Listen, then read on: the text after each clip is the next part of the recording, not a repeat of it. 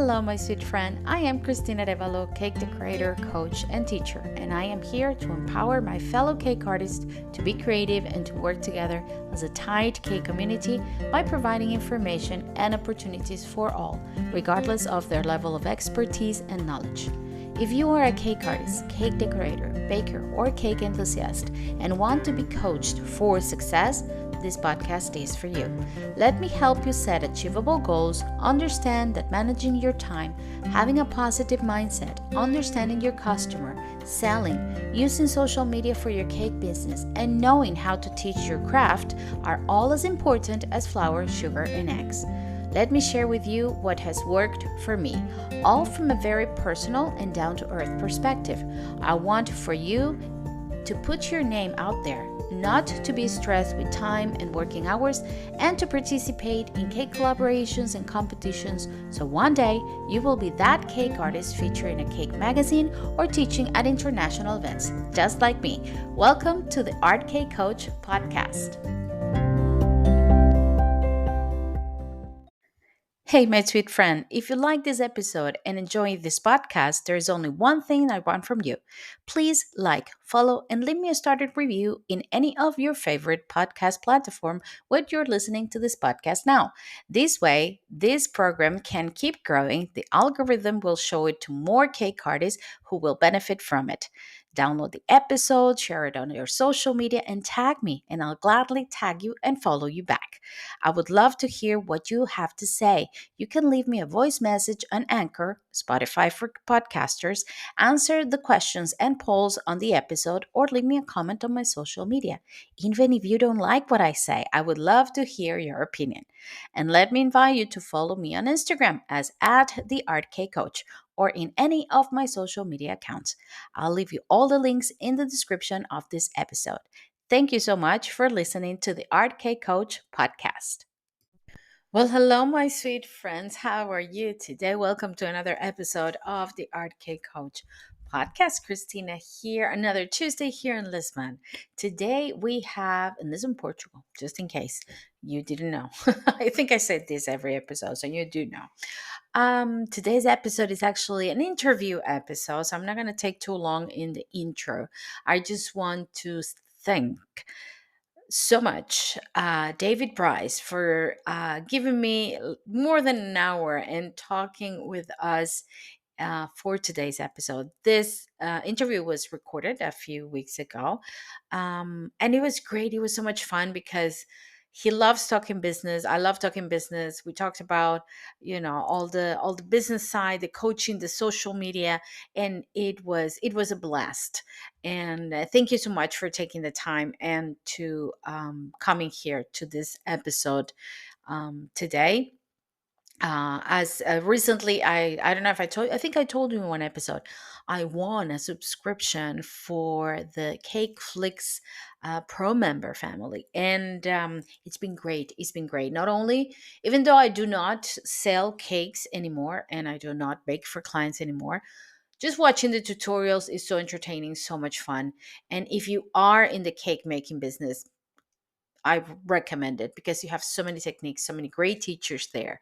And but what I'm having so much fun doing or learning from is from the business part. That is, and David is the mastermind behind it. So that's why I wanted to invite him. We will have Paul one of these days, I'm sure. I'm gonna do that. I'm gonna bring him here, but we will talk about different things, of course. So thank you, David, for being part of the episode or of the podcast. And I'm not going to take too much of your time. This episode today is sponsored by Cake the Great magazine. So thank you, Desnuta, for being one of the sponsors of the Art Cake Coach podcast. And I leave you to it. So I hope you enjoyed this episode. And remember, if you have any feedback, if you want to contact me, either me or David or CakeFlix, all of the links will be here in the description of the episode. I hope you really like it. Enjoy it.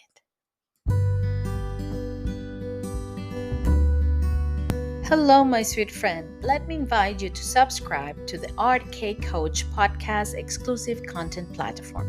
By becoming a member, you'll get exclusive monthly content and access to audio classes and workshops on goal setting, time management, social media posting, pricing mindset, and teaching. Get access to exclusive bonus content for only €2.99 a month. Check out the link to subscription platform on the description of this episode. Let me help you on your cake journey and coach you for success here at the Art Cake Coach podcast.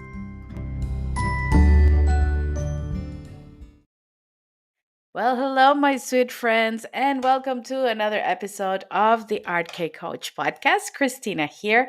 I am very, very happy because today we have a very special guest. We have David Brice from CakeFlix, which is here. He's here with us today. Thank you for saying yes, and thank you for being here, David. How are you? I'm very good, Christina. Yeah, just lovely a little chat before we come on there, and yeah, things are all good here. Get some birds chirping away in the background, so yeah, looking forward to having a chat. Yeah, it will be fun. It will be fun. Just like grab your cup of coffee and let's have a chat. Coffee Perfect. or tea? What is it for you? Actually water. Yeah, I Oh, don't water. drink coffee or Nice. tea. Nice. Yeah, it's I just finished my coffee, but I'm moving on to water now.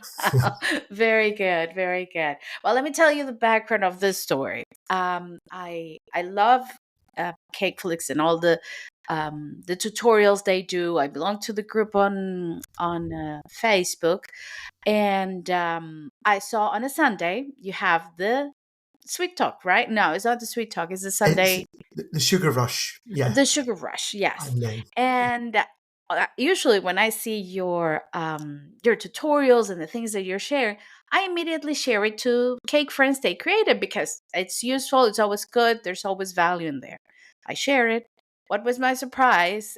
Because I didn't stay to watch it. I said, well, I'm going to share it. I'll watch it for a little while, and then later I will catch it. To see what was this about. My surprise was that I got a message from David that I won a pro membership for being for sharing the live event. I was so happy. So I started, checking out, getting into the membership and everything that is included. And I am having so much fun learning with David all the business part of the cake world, right? Because like I was telling David, and you guys know because I've said it here in the podcast, I don't bake cake that for selling anymore. I do it more for collaborations, competitions, and for family and friends. That's it.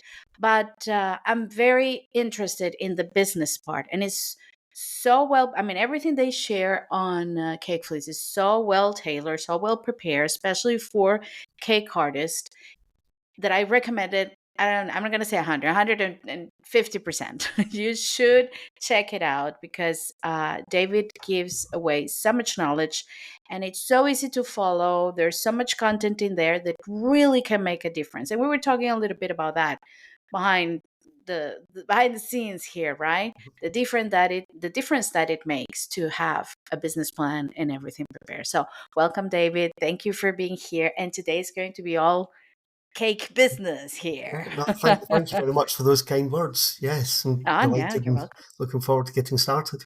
Yes, yes. So, David, we know CakeFlix. We know Paul. Paul is always right there in front. But David is like the mastermind behind it, the business thing. He sets up everything. Tell us how did you start it in this cake world, like all of us?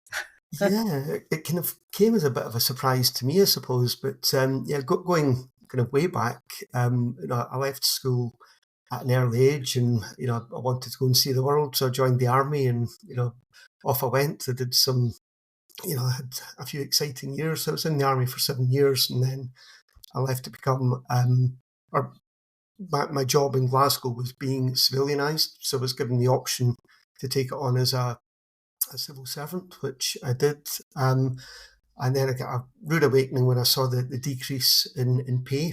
But so I then bought a taxi. I'd never driven a taxi before, and I rented it out through the week, and I would drive it on the Saturday and Sunday. So that was my first delve into to kind of running my own business, I suppose. So I was running that concurrently with being in the civil service. So that started off with the Ministry of Defence, and then I was fortunate enough to get a number of promotions. And towards then, 2003, I took a job with the Scottish Government, and that was quite a senior role. So I was the speechwriter to the Transport Minister for Scotland, which is a guy called Nicola Stephen at the time. So I had a great job, excellent pension, excellent terms of service. But I just, what I felt, I wasn't me. I wasn't being myself. As soon as I went through the security gates of a morning, I had to be this person that they wanted me to be. It was almost like a cloning machine when you walked into these doors, and you had to behave in a certain way, and you had input at meetings, but it was all very. I would imagine some of the UK listeners of a certain age will remember a programme called Yes Minister on the TV, and it was just like that, where everybody's subservient towards the minister, and everybody just, that there's just a lot of indirect work, and there's a lot of stuff gets done, and there's a lot of really good people working in there. But to me, it was just bland. You weren't able to do the things you wanted to do, because everything, as you can imagine, was covered in red tape and bureaucracy. And even though you had a great idea, you could see a way of improving something. You were restricted really in what you could do. You could put the idea forward, but they would have. And I think one of the clinching factors is that they would have a meeting on a Monday morning, and one of the agenda items was how many meetings are we going to have for the rest of the week. It was just bizarre, but it was good, great experience. Organised a lot of things, and one of my key jobs was back then there needed to be a new road bridge across the River Forth. The Forth Road Bridge was crumbling, so I was quite key in that part of the transport department at the time. So it was great getting driven about in the black car. Everywhere people were opening doors and out to posh dinners and things. It was great, but I think there were two things happened. So I had to commute into Edinburgh, and on the way I get the train into Waverley Station, then get the bus from Waverley down to Atlantic Quay, which was where the main Scottish Government admin centre is. And I remember just, kind of going through what the things that I had to do in my mind that day. And I remember there was a guy setting out his fruit and veg stall on Leith Walk, which was on the way down. And I thought, I would far rather, I'd get more satisfaction doing that than, sat here in a suit and a briefcase. And, and that happened. And then Paul had phoned me when I was there that day. So it was a busy day. I can't remember exactly what was on. I just remember it being quite busy. And Paul had phoned. He just had opened his cake shop at the time, and he said, he was stressed about whatever it was, but he was jumping in the car to go up to Pitlochry to deliver a cake. And I thought, it just, that the freedom to be able to get in the car and go drive to Pitlochry just felt a million miles away from the kind of rigours of the job that I was in. So Paul opened his first shop in 2002, and I was helping with the accounts and things like that at the time. But when it was that day, we went back, and he was starting to get stressed. We were taking on staff, and it's completely different now. But back then, he was a lot younger and not experienced in dealing with some of those things. So we kind of sat down and said, right, okay, if I come into the business, I need to justify me being here. So what I ended up doing initially was baking the cakes. So I was the baker, come admin person, come shop front, come delivery person. And the irony was one of the first weekends that I was there, my chief executive, who had been sat in a board meeting with probably 4 or 5 weeks earlier, my chief executive came into the shop, and he said, there was me with my baker's apron on and what have you. Actually, he was excellent. It was a guy called John Ewing. He was excellent because what he did was he I said, look, I explained the situation, I'm handing in my resignation, and he said, don't don't be so hasty. So he was kind enough to give me a 12-month sabbatical, which Okay. essentially allowed me to, go and try it out and go back if I wanted to. But Oh, that's nice. That's nice. Yeah. that was excellent. But what we had never worked out was that we were employing his daughter, Sarah Ewing, at the time. And I just never made the connection. I didn't know that John lived in Linlithgow. And so he'd come in, and it was just this kind of, what are you doing baking cakes? And but the thing is, like, I guess most people that run businesses or start businesses, you think of if it's cake makers, you think of the designs, and you think of the appreciation, and you want that kind of warm feeling, that emotional connection that you Yeah, get when you hand over a cake that you've spent hours and hours crafting and creating. that's true. But the reality is that there's a lot, and I'm sure a lot of your listeners already know that there's an awful lot goes on behind the scenes as well. So what when we sat down and worked out the plan, our plan was that we're going to grow from one shop to three shops and have a separate bakery unit, and that was the kind of initial kind of 3-year plan, and we achieved that, and we also took on some extra work. There was a store in Edinburgh called Jenner Store, so it was kind of considered the Harrods of the North, but it was Okay. really upmarket, um, and it had just been taken over by the House of Fraser, and they wanted us to take over the cake department. So they had places in Edinburgh, Glasgow, and at Loch Lomond. So we took that on as well. So everything was kind of going very well, growing rapidly, and yeah, in 2008, the financial crisis hit, and it hit Yeah. hit hard. And I think there were a number of things, because when everything's going well and the money's coming in, you just keep thinking it's going to grow exponentially, and it's You going to never keep think growing it's at that going to rate. stop. Yeah. Yeah. True. And most businesses will go through a kind of plateau, and on that plateau they can either go up or down, and I've always maintained that if a business stops changing, it starts dying. It's either going up or going down. So if you stop putting your all your emotion, and if you don't wake up excited about what you're doing that day, then it's maybe time It's to time to either change. re-energize yourself, Yeah. rethink about it, go back to the Mm-hmm. plan, or maybe start looking for something else. And I think 2008 was a tough one for us, because we were with 35 staff, and I remember we were going to my brother, who was living in Tampa at the time. So we're going off for Christmas there. And I remember getting to Amsterdam airport and realizing that the pay run, and we were due some money in from a supplier, never came in. And so I had to put my personal credit card, a 5-figure sum on my personal credit card, just to pay the salaries in December.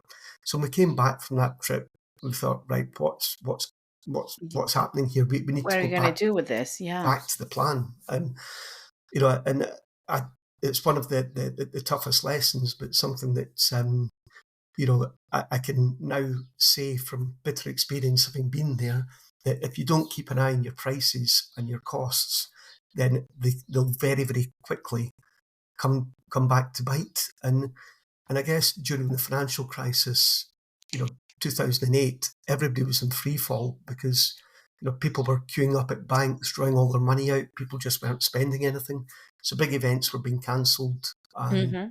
and so we got to a point where we very nearly had to go personally bankrupt. In fact, I'd filled in the forms, and 'cause it was actually our lawyer who'd suggested the best thing to do is either fold the limited company or one of you go bankrupt and kind of start again. So we sold the house, and of course back then property prices were coming down. But we got enough. So we ended up, we were living in it was a log cabin, which was part of the Cupcake Cafe bar that we rented at the time, but that side was going fine. And it was so small that you couldn't actually walk around the bed. It was tiny, absolutely tiny. So we lived in that for a couple of years, and that's when the CakeFlix idea started. At that point, yeah, that came out through a kind of a happy accident, I suppose, Yeah.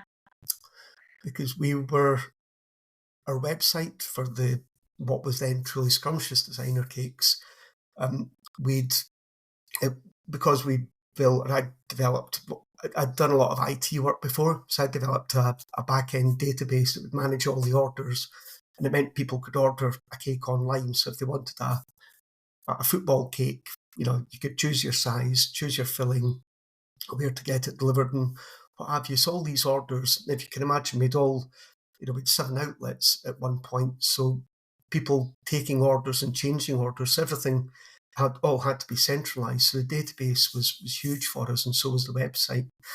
And it was, I'm just trying to think, yeah, so it had been 2009 that I got a phone call. My dad was very ill at the time. I got a phone call. I was at a car park at a supermarket in Kilmarnock, and it was the web guys were saying, the website's down. And I said, well, we're paying £300 a month, which is a lot Yeah. To for make it this, happen. what they call a raid system. So basically one goes down, the other one should kick in. Very long story short, I'd been paying for that service, and they pretty much admitted to my face that they hadn't been fulfilling that. So all our database had gone, and it was just the most awful, horrible experience. So we customers turning up for cakes that we'd no idea. To be fair to Paul and the team, it was just crazy. But they got by. They'd all these cakes pre-baked, and the team would be in on a Saturday just to make sure if anybody turned up, phone the bakery. This is what we need. So it was absolutely hell on earth. But thankfully, one of the ladies that worked for us, Jane, in the Edinburgh shop, and this was back then, I said, oh, we're going paperless, we're going to embrace this modern technology. We're paying for this rate system, because as soon as you filled in an order form, it could be changed by somebody in another, a customer could come in somewhere else or Yeah. phone up. So I said that, the paper forms are just causing confusion. But thankfully, Jane ignored everything I'd said to do, and she kept a number of hard copies. So we kind of got through it. And I said to the company that it was a company that they're no longer trading, but called Kenkai. And I said to them, look, okay, this is what's happened. And I said to him, we can take you to court. He said, yeah, we know you can take us to court, but we'll just close the company down and open up the next day and call it Kenkai or Something else. Yeah. yeah. And I just remember being livid to the point where you know what what can I do? It just shows how cruel business can be sometimes. But what they did do, and I thought, well, I can throw my toys out the pram and I can get, verbally aggressive towards them. But what they said that they would do is that they did filming as an aside to their online stuff. So they came round to the bakery and they filmed Paul making a teddy bear. And it just, so it's the first time Paul had been filmed, and we had no idea what to expect, but they came in with all the kit and this, camera that looked as though Equipment, it's from the lighting, TV. cameras, things. Yeah. Absolutely, yeah, it was the whole thing. And so Paul made the cake, and he did well, did a great job, and got to the end, and he said, right, is that it? And they said, you need to make it again because we only got it. They only came with one camera. And so Paul had to make the cake again so as they could get us. And I've no idea how they edited it, but anyway, that was the first time. So that would have been 2009. So the first time that Paul filmed, and partly then it was because we were, you know, I mean, Paul's cakes were quite revolutionary back then. They were, what we would now take for granted, the ganache finishes, the sharp edges, and Yeah, what have you. So, there was a huge demand, but the problem that we had with, even with the shops was we couldn't serve all the customers that were wanting Paul's cakes or Paul's designs. And that's why I thought, well, that there's a limit to what you can do as a cake shop, because of your distribution. We tried all sorts of, exactly. you know, Yeah. sending cakes down, and they were, it was like a 50% refund rate, and it just didn't work for us.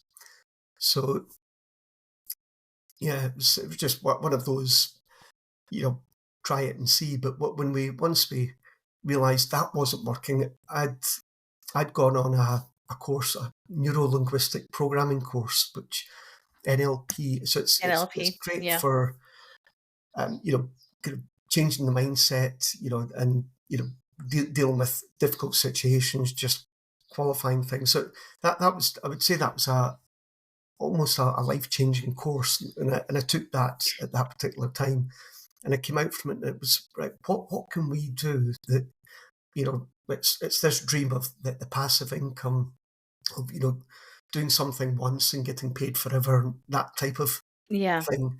And that's really when, we spoke about CakeFlix. Paul was not for it in the beginning, but in 2010 there was a really bad winter in Scotland and everything shut down. And we some friends, good friends, who are, one's a photographer. I think that's understating it. He's one of the top photographers in the world. He does all the judging for Kodak and what have you. Oh, So we'd gone to theirs for dinner, and he had said to Paul about this. There was a photographer doing something similar. So it was tutorials on how to take good photographs. So eventually Paul was then persuaded, and then we had to work out. I mean, I'd never touched a camera before. And of course, now there's all these off the shelf products. Back then there wasn't. So we had to design a website that would allow the subscription platform. yeah. And, I mean, it's all there now. You can go and buy one and pay a rental And on it. that's like a whole another job in itself. Yeah, Figuring out the platform, the paying. I mean, yeah, yeah, yeah. definitely. But it was an exciting and interesting challenge. So Mm, we had no idea whether there would be an appetite for it. So that there was a company that were doing tutorials, but they were putting them on YouTube. So we were the first subscription site to launch. So it took us about 10 months to film enough content to launch with. And this was, so that's 12 and a half years that we've been going. And we look back at the content that we had then, and we're charging the same price now because, one of the things in the online, because of, the rapid change in things since COVID, there's so many people doing online, that there's now a price point, to actually push the price down. You've got yeah. people who are reducing their price point and perhaps going for bigger numbers, but we've just kept it as it is. So we look back at what people were paying for then, and it was, Paul wants to take the old tutorials off the site, but we've always maintained that, once it's there, it'll stay there. It's there. Once it's there, Yeah, it's there. It's part of the history, right? absolutely. Yeah. Yeah, yeah. So But that's I how it guess began. the same feeling many of us have with our cakes. The first cakes we made to the cakes we do now, I don't know, more than 10 years. I mean, for my case, it's 17 years later. It's like, how did I charge for that cake 17 Yeah, years ago? yeah, But people were happy with it. It was new, it was different. So yeah. Yeah.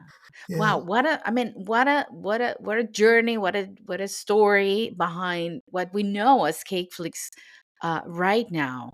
yeah, I've been taking some notes. I mean, you went through what? counting with COVID was like 3 different crises, and you're still standing. So Still standing. it's Yep. still standing. Just So a lot that's less here now, but still standing. still standing. So if I mean whatever David advises you to take in account for business, you listen to him because they're still standing there. What a better proof than that, right?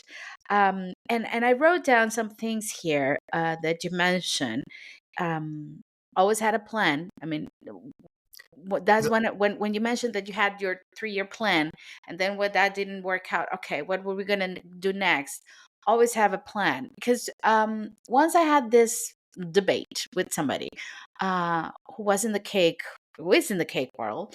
uh when you in this niche, I don't know if other creative niche that happens as well, you identify as what you do, but once you start getting paid for it, it's a business.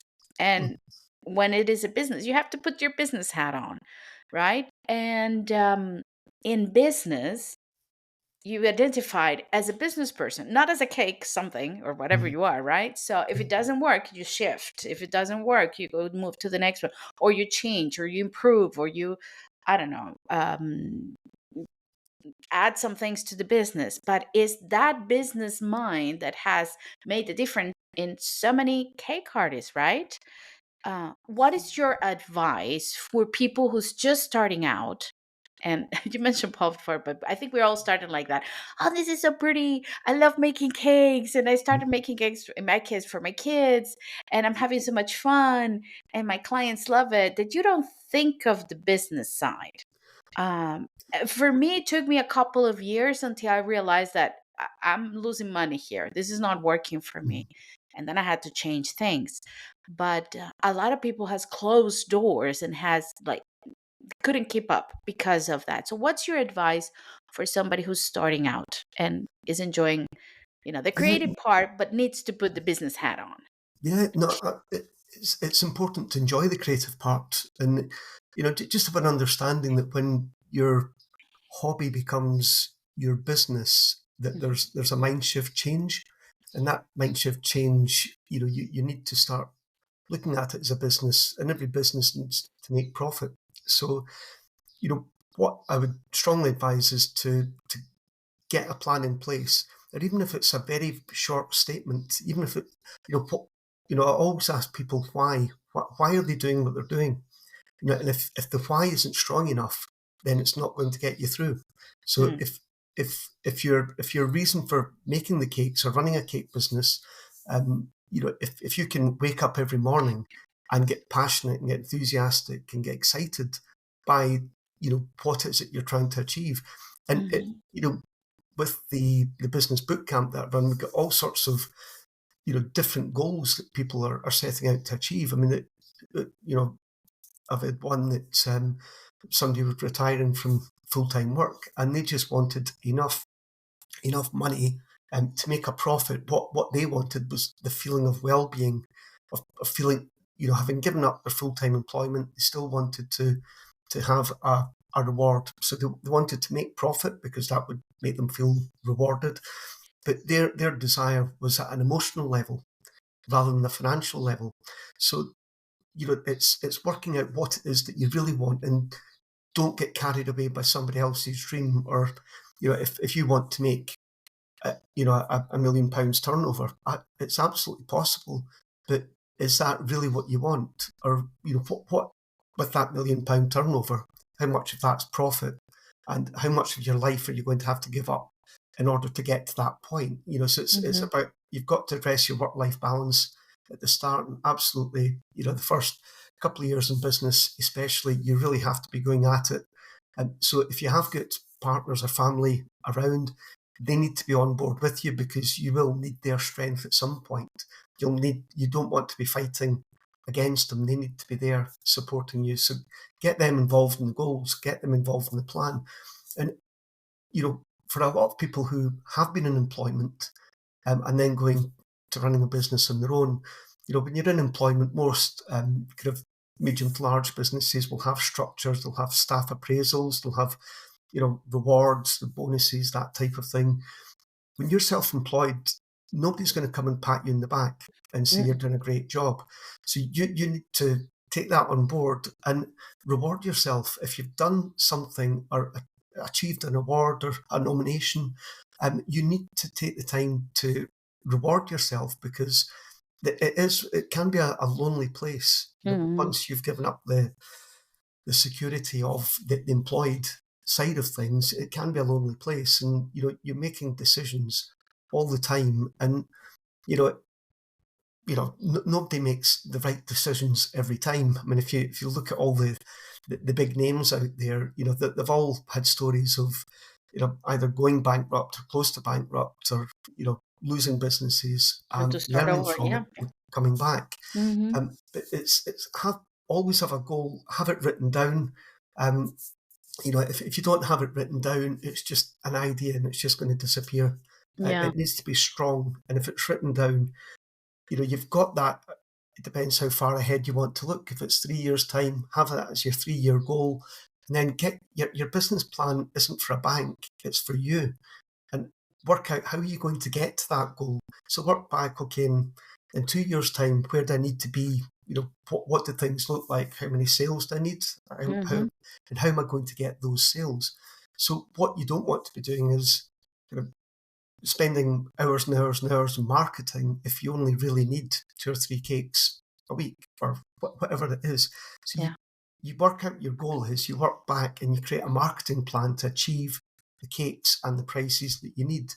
And I think that's the most crucial thing. Once you've got that in place, get somebody, could be a friend, somebody who you respect. But what to do is give them your business plan and just, right, okay, in 3 months' time, let's set a date and a time, and we're going to come back and we're going to checkpoint where you are. Because when you're self-employed, if you want to just take a day off or drive around or whatever, that's completely up to you. You don't have. It's one of the huge benefits. You've got the freedom to do what you want. I can go and drive to Pitlochry if I wanted to, but you've got to. If you're accountable in some way, shape, or form, even if it's to a friend, and you know that, okay, in 3 months' time, I've got to go and sit down with Paul and say, right, this is what I've done, this is what I've achieved, and okay, the things that I set out to achieve, here are the learning experiences from them, and keep doing it. Make that part of your routine.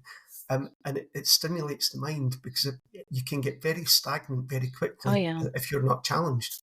And Oh, absolutely. And like you mentioned, this could be a very lonely place because, I mean, you're working by yourself in your kitchen or in your studio or at home or whatever. So, it could be very lonely, and things in our heads tend to be like overrated or underrated. It's like mhm, we either think it's a big deal or we just like, oh, that's not a problem. And it could be a problem later on. So yeah, yeah, that accountability partner is very important. I love that you mentioned all of that, David, because we do talk a lot about that here in the podcast with the goal setting, rewarding yourself, the why. I do every time I when I teach teacher I take cake artists how to teach. When I teach, I'm an English teacher as well, so even when I teach adults to learn mm, English, um with the goal setting, with the time management, everything starts with why are mm, you doing this, what is the purpose behind it. And like you said, just write it down. It's for you. You have to know where you're going. It's your yeah, plan. It's your plan. Yeah. And a lot of people do not start there. And not only they don't start, they underestimate the importance of it. And it's like, oh, yeah. yeah. Instead of, getting like a pro membership in CakeFlix and say, okay, let me learn the business part.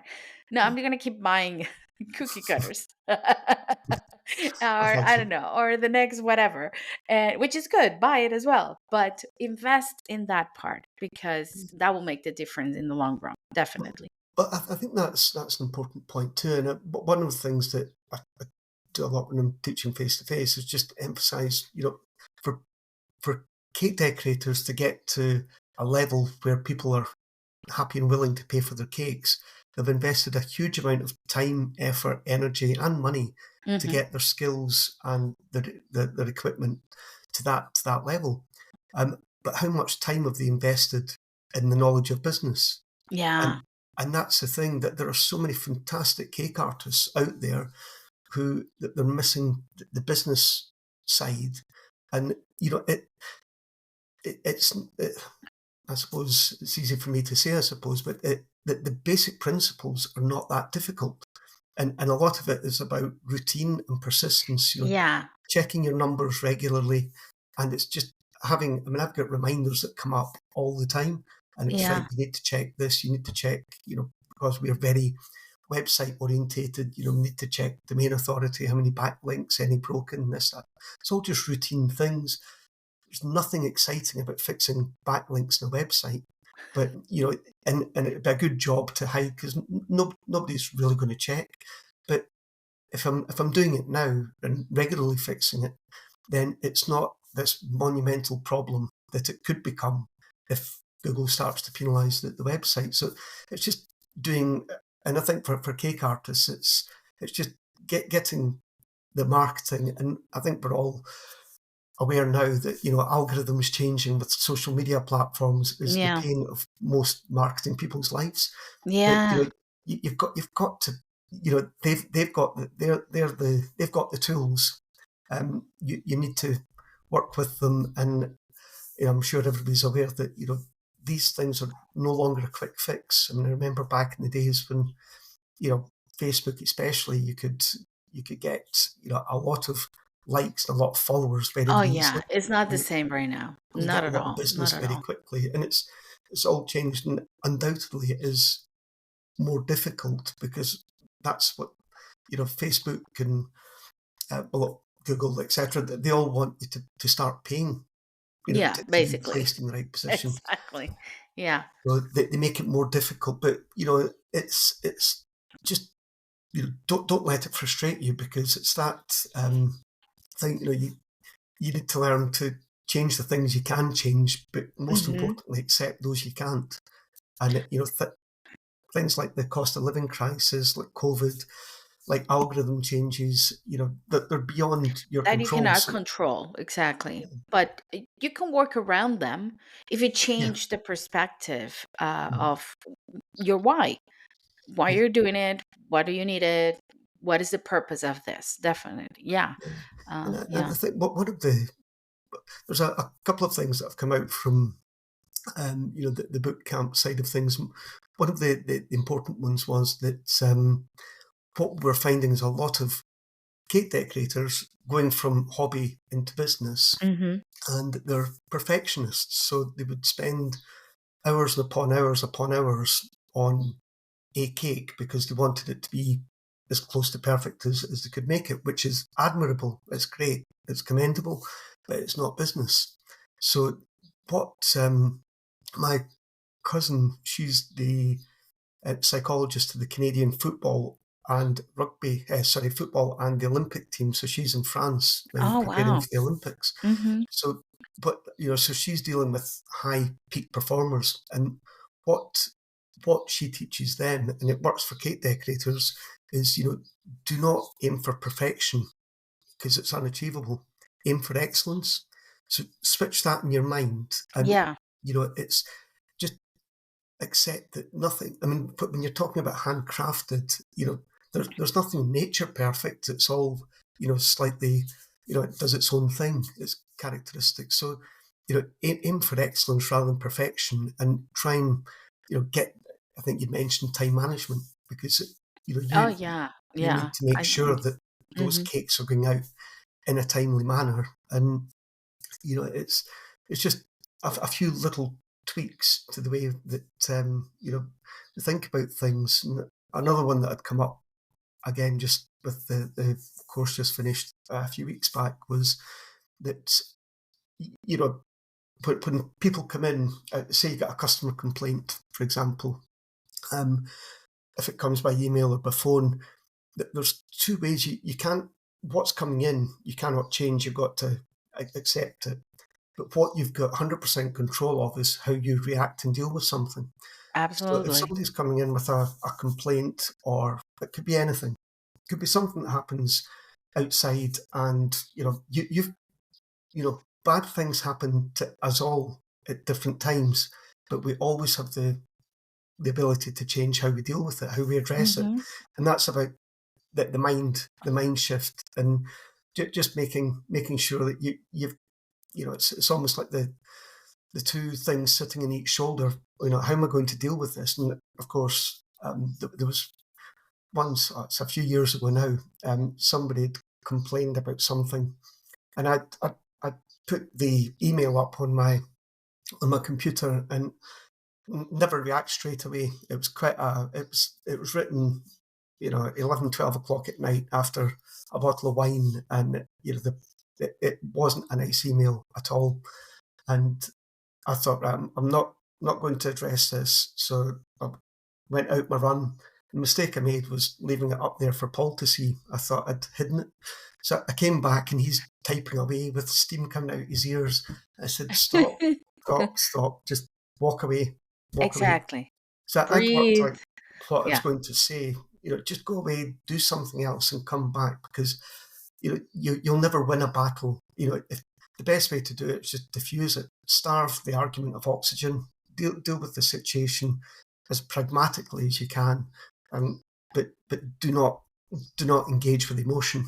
Because that's when things go south, and it's a difficult thing to do, It is. especially when we had the hotel as well. You're getting reviews all the time, and thankfully most were really good reviews. But one lady gave us a terrible review. Well, it's five out of 10, and she said because the road from Pitlochry to Kirkmichael was too windy. And you think, well, what? Yeah, I she said cannot it's control that. I'm sorry. well, you, Yeah. you you chose to stay there. We didn't. Yeah. Yeah. Anyway, but that's the thing. It's just you know again, you want to react with sarcasm or being flippant, but you've got to just acknowledge it, be professional. And the thing is, as soon as you've dealt with it, it moves on. If you let it linger, it will hold you back. And don't Oh, let that, emotion. yeah, You know. absolutely, absolutely. And that what you said is when you react out of emotion.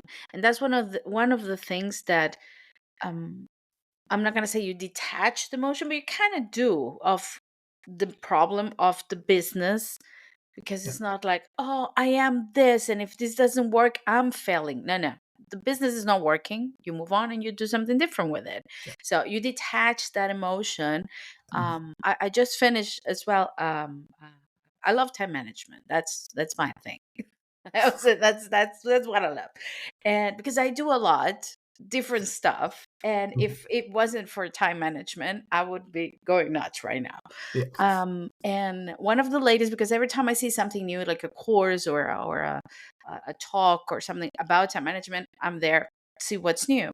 And the latest that I course that I took was actually about changing the view of time management as something you can control. You cannot.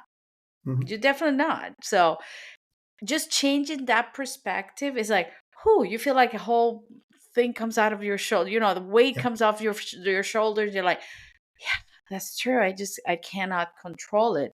I can Mhm. manage some of the time that I have, and that the same goes for the business, goes for everything else. Yeah. Um, I And love that one. that Love that one. Don't act on emotion. yeah. David, one of the I think is the number one complaint of Mhm. everyone in every single cake group there is out there. It's pricing, Yeah. right? I guess you suffer from the same, right? Absolutely. Yeah. It's Yeah. what everybody asks about. We had a couple of episodes here about pricing with people sharing their knowledge. Without giving too much away, because we want you to go to CakeFlix and check out the membership, right? Mhm. But I mean, let me ask you, what are the don'ts of pricing instead of the Yeah. do's, the don'ts Yeah. of So pricing for you? yeah. So some people. well, let's go back to the very beginning. When you're starting, how do you work out what price to charge? And people might look at competition and price based on the competition. They might price for what they think will get the order. So if that they're so desperate to get the order that absolutely ignored profit. They just want to get that order because it'll make them feel wanted and their business is growing and what have you. So those two things, if you base your pricing on either of those two, then how will you know that you're ever making a profit? So your pricing needs to be based on your set of circumstances. So I'd mentioned before about the lady who'd retired and she was just wanting to it could be £1 profit. That was all she was wanting. She just wanted. So the thing is, if you've got somebody who's up and coming and looking for, a 30,000 salary from Hmm. this, then you're competing with that person because you're actually selling the same product. But what you need to do is to create the points of difference. It's unique selling points. So Yep. if the lady who's just wanting, let's just say, one cake a week against somebody who's maybe wanting to sell 4 or 5 cakes a week. So the 4 or 5 cakes a week, what you really want to be doing is setting your brand. You need to position your brand at the upper levels, and it's that there are lots of little things that you can do, but essentially you're not going to compete with Marks and Spencer's cakes. You're not going to compete with the lady who doesn't need to make any profit. Hmm. What you need to be doing is it's back to your goal. It's what's your dream? What's your plan? What's the why? How's it going to happen? So you need to go back, and there absolutely will be customers who will pay the higher pricing, but with the strong caveat that needs to come with everything that's luxury about it. So the branding needs to be on point. It needs to be luxury branding. You need to be presented, well dressed and, able to facilitate that luxury price, making sure that the consultations, everything is just done and is absolutely pristine. Then you will be able to charge the prices that you need to charge. But until you work out your why, until you work out your where do you want to be in 3 years' time, you're not aiming at anything. So, but always say, where do you want to be in 3 years' time? But there also needs to be a financial value attached to that. So it could be, I want to be running a shop. I want to be, entering Cake International. I want to be doing X, Y, and Z. Fantastic. But you need to have a financial goal attached to that as well. And it needs always talk about SMART objectives. So it needs to be very specific. It needs to be, I want to be earning £30,000 a year by then. And then, okay, your plan then facilitates how are you going to do that? What's the split Yeah. between wedding cakes, novelty cakes? Are you going to maybe doing some teaching just to cover the quieter winter months? Create the plan to achieve that. And then once you've got the plan, you'll then know where you need to position yourself in the market. So you Yeah. get the brand to facilitate that all the way through and just keep checking the numbers. And, you know, it's that the analogy that I always use is it's like the captain of a ship setting off from Southampton to New York. He's got his plan. He knows when he's expected in New York. He's got his direction, and off he goes. And everybody's on board with the plan. So he gets out into the middle of the Atlantic, and a storm comes, and this happens, that happens. So, and that happens in business all the time. You'll get blown off course. Things will change. There's always Opportunities will something. come Yeah. in, and but if you readjust and you go back to your why, if you know you're still going to New York, it might take a little bit longer, or you might decide that after that big storm, you might just want to go to Barbados or somewhere different, and but go back, change the plan, just back through the process again, and once you've got that point of clarity in your head and in your life and in your business, Yeah. then things become so much easier because you it's that back to that why, so Exactly. You do have a plan. Yeah, yeah. So definitely. why are Hmm. you doing a wedding fair on a Sunday afternoon when you could be out doing something else? Well, because I'm looking to get the name, the exposure out there. Maybe not getting all the orders this year, but maybe for next, and that's going to facilitate the plan in 3 years' time. So Hmm. that's why, and that then solves a lot of the frustration, and that's why it's important that partners, husbands, wives, family members are on board with Yeah. what you're trying to achieve. And Yeah. that makes it easier if they can become supportive of that rather than, you know, uh, you spend every Sunday at the wedding fairs, if they're on board and they understand why you're doing it, then it's going to make your life a lot easier. And actually, just Yeah. one thing that just come to my mind there is that Yeah. time management. But there's also a blog that I was reading, and they were talking about distraction management. Oh, So, yeah. and I think that's a big thing these days. Is that we'll set out our task for the week, or and what we want to achieve, but yeah, you'll come across something, an opportunity will come in, and you get distracted, and off you go, off down that route, and sometimes you can sit for hours, and I mean it's fine if that's your social time, and last night I was looking at all sorts of coaching programs and what have you. That's in my leisure time, but you look at one and you go, well, and then you go off into a rabbit hole. Oh, You know, yeah.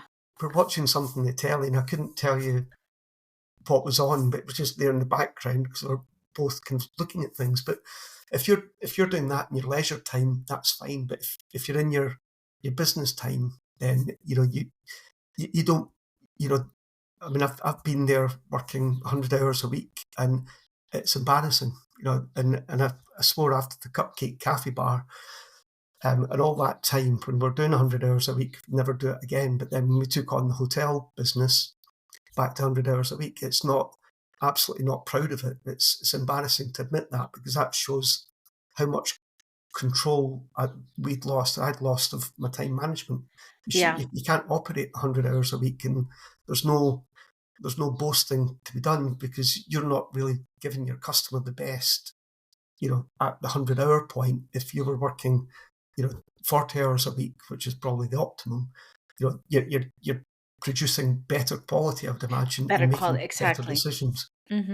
Because then you have that. Then you have, I mean, you're tired, you're overwhelmed, you're not producing well, the product is not going to be well, your health is going to be in Yeah. stake there. Yeah, yeah. So And, I love that you mentioned that, because we've all been there. How many times like, for example, Monday mornings, I usually sit down to share some positive quotes yeah, along the community. And then an hour later, I'm just scrolling on Facebook. I'm like, oh, I was yeah, just supposed to do this. Why am I scrolling? So that happens to all of us. We need yeah, to manage our distraction time as yeah. well.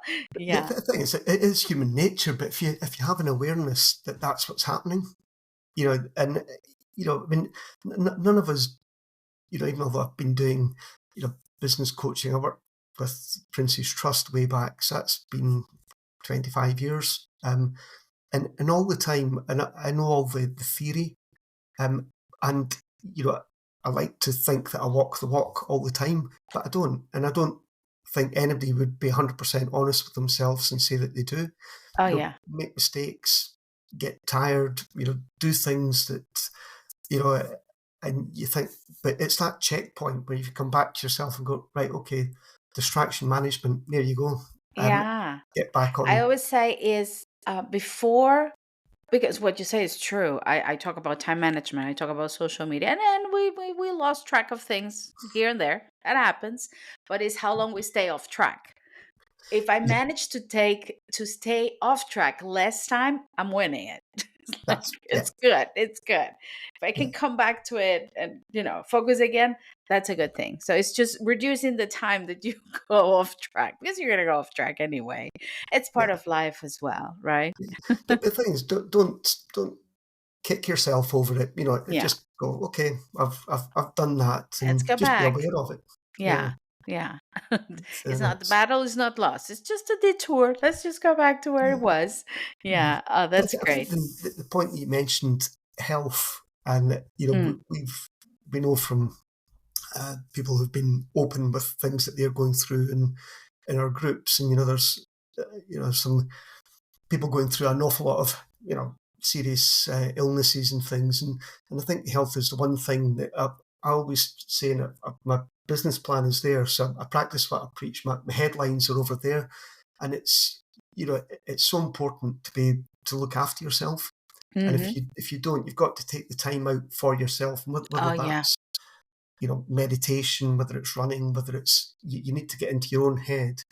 And that's, I mean, what I do every morning. I'll come out, or 6 days a week, I'll scan the email accounts, I'll scan the socials, and then I'll go away, do my exercise for an hour or so, come back, Yeah. and normally, as happened today, there was something had come in, and I wasn't quite sure how I was going to deal with it, and I just go away, and the subconscious sorted it out. I didn't go there consciously thinking, right, this needs solved. I just thought, right, okay, and it's just, so you need some time on your own as well. You need to look after your own, kind of mental health, which I think has a positive impact on physical health, Yeah, and absolutely. be in a good place, and it's that level of you controlling your life or your business, I guess, rather than it controlling you. And it's so easy to, being there, you jump in first thing in the morning, before you know it, it's 11 o'clock at night. And, so if you don't take the time for yourself, it can trip you up. And when we had Strathardo Lodge and running CakeFlix, and Paul was doing classes, I very nearly came unstuck, because I was trying to do I was trying to do the exercise as well, and it was just too much, So you've got to know yourself, and I guess when we did all the crazy hours before, uh, you know, that was what, 15 years ago. So yeah, Yeah. I've got to accept that time's marching on. They're just just look. I think that's the key thing. Look after yourself. Oh, yeah, There's no point. There's no point absolutely. having £1 million Absolutely. in the bank if you're unwell. No, because you are the business. If Yeah, you're unwell, you just can't. You just can't. And your work is going to be affected. Doesn't matter how much how much you plan and how well you price. If you're not feeling well, it's not going to happen. So yeah, yeah. yeah. Oh And yeah, absolutely. you do make better decisions. When When you you're know. healthy and you're fine, yeah. Mental health also very Yeah. Oh no, important. absolutely. Yeah, yeah. Yeah. I noticed a It's big difference after the pandemic yeah, because since we were all home, I had all the time just to dedicate, and for me the work, the groups, everything was also a distraction from what was going on, right? It's yeah, like, okay, I need to keep yeah, myself busy. But when everybody went back to normal, the new normal, like people say, um, I wanted to keep doing what I was doing, plus my job, plus everything. And of course, my health was like, no, yeah, wait, it's not gonna happen. And your mental health too, because you yeah, start feeling stress, overwhelm. Tired, depression. You start being cranky to everyone. yeah, So yeah, all of that. It's so important, and I always say it to all of my the groups, my coaches here in the podcast, investing in you. And it's not only paying a course. Investing in you is managing your time so you have your me time yeah, and your mental health and your physical health. Go for a walk, just mm, see other people, talk to other people. We work very lonely, so yeah, just go out and talk to your neighbors. Do yeah, something, but to keep that going. Yeah, yeah, definitely. This is great, David. And I love it that when I asked you about pricing, you didn't give me like a formula for pricing. You talked about what I like. You talked about know your why, have a plan, don't just wing it, just see what is your profit, what do you want. And at the end of the day, that's it, because so many issues happen because people start copying other people's prices, or it's like, oh, if this is what they're charging, this is what I'm charging. And you mentioned something very important, that is setting your brand right yeah, and your product, your unique selling point, so you know that you can charge more for yeah. what you're doing. And it is. It's. I think once we did we commissioned some research. This is a long time ago now, but essentially it came back that 3% of population will pay the going rate for a handcrafted cake. Hmm. And so what a lot of people are trying to do is to appeal to 100%.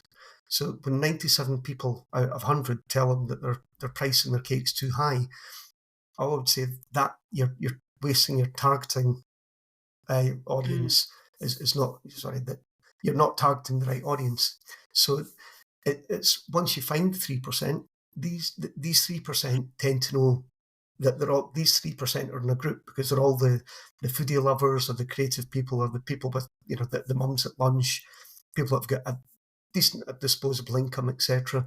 So once you get in there, what you're really looking for then is the word of mouth, Yes. spreading, and that's where the business will grow. So yes, it can be difficult to get in, and marketing's all about persistence. The amount of times that with Yeah.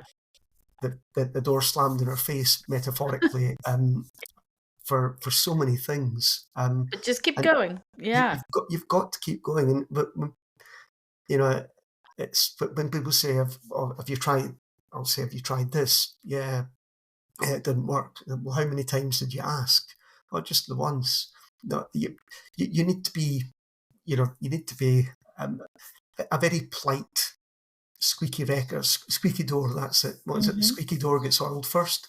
So when Paul got his first gig on TV, it was Scottish television, and there was this show that was on, and they would have people coming on, chefs, etc.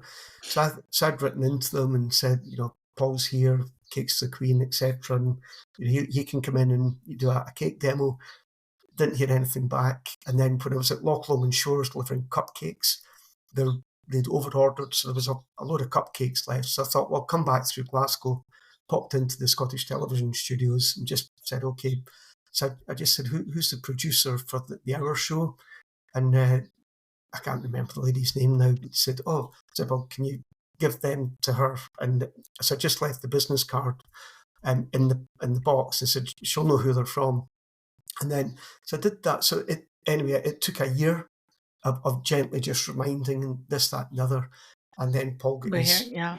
Paul got invited on to make a cake for the first anniversary. So it was pretty much a year that it was just that persistence. And then it's over to him, and he was on 5 or 6 times, doing different things. So it's just that level of persistence. I mean, you've got to you've got to take the opportunity once you create it. But and again, it's back to the okay, what's the plan? Because if you're looking for a moderate income, then you don't need to be doing all that. But if you're aiming to kind of start teaching internationally, if you're aiming to kind of be on Yeah. a kind of sizable salary and be recognised and get sponsorships, then you need to really start Yeah. knocking on doors, and you're not being afraid. Nobody talks about the times that they knocked on doors and didn't get something, Oh but yeah, and it's part of it. It's part of I mean, it's part of the path. You're yeah, gonna I mean, people's gonna say no, the door is going to close, but you just keep knocking. yeah, That's what I absolutely, do. I just keep knocking. yeah, Something will open eventually. yeah. And Well, I don't take it personally. Like if it doesn't happen, it's not that is not the way that I should go. That's not for me. I would just, or let me insist to see if it's really yeah. for me or not. Yeah, absolutely, absolutely. David, it's been so good to have you here on the podcast. So many takeaways, but you cannot leave without asking you the last question that I ask all the guests. I don't know if you heard it before, but do you bake as well? Because we know you run the business side of it, but do you bake as well? Do you decorate cakes as well? Well, I did bake at the very beginning because Okay. that was my buy into the business. So I had to. So I have baked, but it's not through choice. It's through necessity. Yeah, you had to. But the question that I always ask everyone is if you could bake or decorate a cake, make a cake for anyone in your life, dead or alive, could be somebody you know or a famous person, who would that be? And what would the cake look like? Oh, it depends what time this is going out, but I would say that there's probably only two people that I would I'd be very humble in front of. One was the Queen, who sadly lost, Mm. and the second one was Billy Connolly. So Oh, I love it. I just I know he's not everybody's cup of tea, but yeah, I think, and I remember way back when he was doing his starting out bit, he had these one of his gimmicks, one of his tours, I suppose, was he had these big boots that were just bananas. So it was the Big Banana Boot Tour. So I'm sure if I presented Big Banana Boots to him, I'd Yeah, get Paul to make the Big Banana Boots. you If I would do that. presented them to Billy Connolly, that would probably be it'd just be that would be the highlight of my career. I would take the credit for it, even though Paul made the cake. But you will be the mastermind behind it. Yes, I love it. Love it. Love that answer. Perfect. Oh, that is great. That is great, David. Thank you so much. For everyone listening, I will be leaving here all the links so you can go into CakeFlix. You can find all the information for the membership, for the Pro membership, where you find all the business side of the cake. And just do it. Just go ahead and take your time to check it out. Because what you're gonna get away, it's going to help you be in your cake business for the long run. I'm telling you. So thank you so much, David, for being here and for saying yes to be here in the podcast with me. I loved yeah. it. Oh, thanks, Christina. That's uh, been lovely chatting to you. yeah, I hope you had fun as well. And Absolutely. well, let's see if we can bring Paul one of these days as well, to talk the cake side of the business. Yep, you'll be Yeah. happy to do that. Yeah, and I'll see you for sure on Cake International, right? Yes, Yeah, yep. yeah, We'll be there. we will be there. Good, Yeah. good. Thank you so much, David, and thank you to all of you for listening. And I will say goodbye, as I always say goodbye. Stay safe and stay creative. I'll see you next time.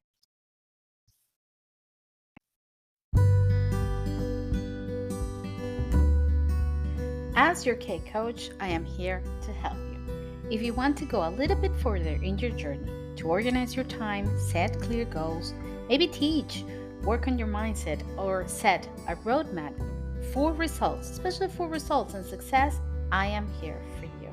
Why don't you book a free discovery call with me? I will be leaving the links here in this episode so we can chat, we can talk about what you really need, and we can see if we're a good fit for each other. Remember, I have just one mission in this cake world. First is to unite the cake community as one and to make you, my cake artist, my sweet friend, understand the importance of investing in you. Like I said, I will be leaving the links here in the description of this episode so you can book a 30 minutes free discovery call with me. And just remember, in case nobody said this to you today, I do appreciate you and I want you to stay safe and stay creative.